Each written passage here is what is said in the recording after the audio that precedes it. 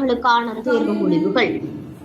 கோவை ஸ்ரீ சைதன்யா பள்ளி மாணவர்கள் 10ஆம் வகுப்பில் விபின் 495 மதிப்பெண் பெற்றும் 12ஆம் வகுப்பில் சந்தோஷ் 491 மதிப்பெண்கள் எடுத்தும் சாதனை.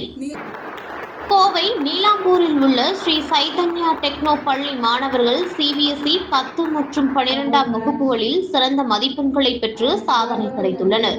அதன்படி 10ஆம் வகுப்பில் மாணவன் விபின் 500க்கு 495 மதிப்பெண்கள் எடுத்தும் 12ஆம் வகுப்பில் 500க்கு 491 மதிப்பெண்கள் எடுத்தும் சாதனை படைத்துள்ளனர்.